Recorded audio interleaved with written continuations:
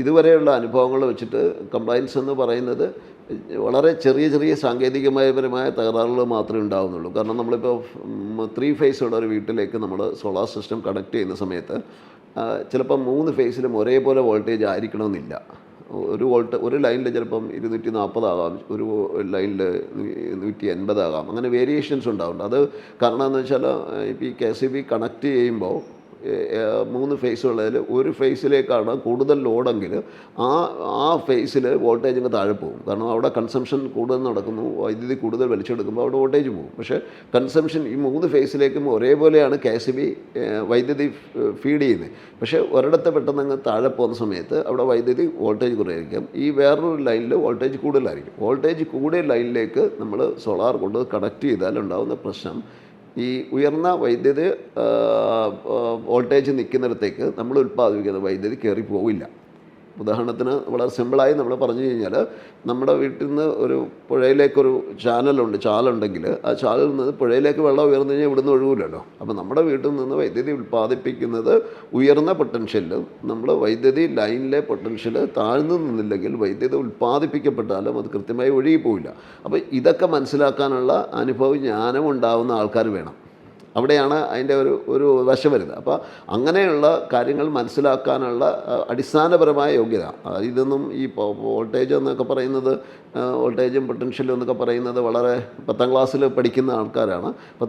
കൃത്യമായി മനസ്സിലാക്കാനുള്ള സംഭവം. പക്ഷേ അത് അത്ര ഉയർന്ന തരത്തിലെങ്കിലും അതിൻ്റെ സാങ്കേതിക വശം മനസ്സിലാക്കാനുള്ള നമ്മുടെ സാധാരണക്കാരോട് മനസ്സിലാക്കാൻ ഒക്കുന്ന സംവിധാനം ഉണ്ടെങ്കിൽ ഇതൊന്നും വലിയ പ്രശ്നങ്ങളോ ബുദ്ധിമുട്ടോ ഒന്നും ഉണ്ടാകുന്നില്ല. ഇപ്പം നമുക്കുണ്ടാകുന്ന ഒരു പ്രശ്നം ഇതാണ്, ഈ കൃത്യമായി മനസ്സിലാക്കാണ്ട് ലൈനിൽ കയറ്റി കൊടുക്കുമ്പോൾ പ്രൊഡക്ഷൻ കുറയുന്നു, അങ്ങനെയൊക്കെയുള്ള പ്രശ്നങ്ങളാണ്. കാരണം ഒരു വീട്ടിൽ പ്രൊഡക്ഷൻ കുറവായിരിക്കും, അടുത്ത വീട്ടിൽ ഒരേപോലെ സ്ഥലം ആവശ്യിക്കുന്ന ഒരു വീട്ടിൽ പ്രൊഡക്ഷൻ കുറവ്, അടുത്ത വീട്ടിൽ പ്രൊഡക്ഷൻ കൂടുതലാണ്. ഇത് എന്തുകൊണ്ടാണെന്ന് വെച്ചാൽ, ഞാൻ പറഞ്ഞല്ലോ, ലൈനിന് ഉയർന്ന വോൾട്ടേജ് നിൽക്കുന്നിലേക്ക് നമ്മൾ കണക്ട് ചെയ്താൽ വൈദ്യുതി ഒഴുകിപ്പോയില്ല. ഉൽപ്പാദിപ്പിച്ച വൈദ്യുതി ഒഴുകി അപ്പുറത്ത് ചെന്നാൽ, മീറ്ററിൽ കൂടി ഒഴുകി അപ്പുറത്ത് ചെന്നാൽ മാത്രമേ അത് റീഡ് ചെയ്യുന്നുള്ളൂ.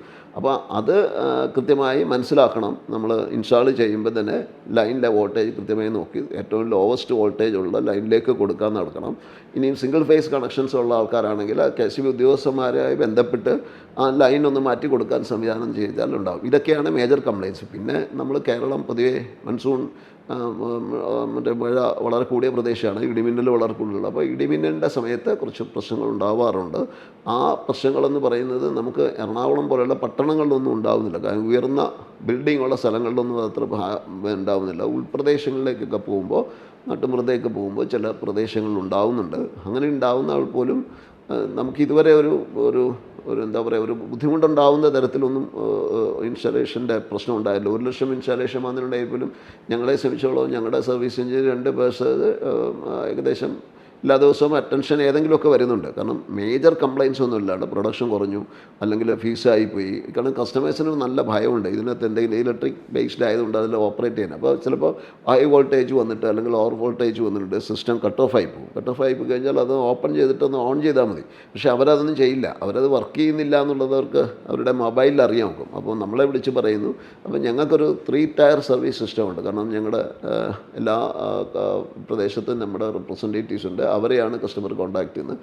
അപ്പോൾ അവർ നേരെ ചെന്നിട്ട് ഇതിൽ ഫീസ് ഓഫ് ആക്കുകയാണ്, എന്നിട്ട് അവർ ഓൺ ചെയ്ത് കൊടുക്കും. ഇല്ലയെന്നുണ്ടെങ്കിൽ അവർ നമ്മുടെ സർവീസ് ഡിപ്പാർട്ട്മെൻറ്റിലേക്ക് അറിയിക്കും. നമ്മുടെ സർവീസ് ഡിപ്പാർട്ട്മെൻറ്റിൽ നമ്മളൊരു പെൺകുട്ടിയെ വിശേഷിച്ചിട്ടുണ്ട്. ആ കുട്ടി അപ്പം തന്നെ സർവീസ് എഞ്ചിനീയർ റിപ്പോർട്ട് ചെയ്യും. അപ്പോൾ സർവീസ് എഞ്ചിനീയർ പോയി അറ്റൻഡ് ചെയ്തിട്ട് ഒരു 24 hours 48 hours സോൾവ് ചെയ്യുന്നില്ല എന്നുണ്ടെങ്കിൽ കസ്റ്റമേഴ്സ് നേരിട്ട് തന്നെ വിളിക്കാനുള്ള അനുവാദം കൊടുത്തിട്ടുണ്ട്. അപ്പോൾ അങ്ങനെ വരുമ്പോൾ അവിടെ തീർന്നില്ല എന്നുണ്ടെങ്കിൽ നമ്മൾ 2ാമത്തെ ദിവസം തന്നെ കമ്പനിയെ അറിയിക്കും. കമ്പനിയുടെ സൈഡിൽ ചേരേണ്ട കാര്യങ്ങളാണ്. അവരവിടെ വന്നിട്ട് ഇതിനകത്ത് വേറെ സർവീസ് എന്ന് പറയുമ്പോൾ റിപ്പയർ ഒന്നും ഇല്ല പൊതുവേ കാര്യത്തിൽ. അപ്പോൾ അവർ പോയി നോക്കിയിട്ട് മാറ്റി കൊടുക്കുക എന്നുള്ളതാണെങ്കിൽ ഞങ്ങൾക്ക് റിപ്പോർട്ട് തരും. മാറ്റി കൊടുത്താൽ പറയും, ഞങ്ങളുടെ ടൈറ്റ് സ്റ്റോക്കിൽ നമ്മൾ എടുത്തിട്ട് മാറ്റി കൊടുക്കും. അപ്പോൾ അത്ര ഒരു പാനിക് സിറ്റുവേഷനിലൊക്കെ ഒന്നും ഇതുവരെ സർവീസിൻ്റെ പ്രശ്നം വന്നിട്ടില്ല.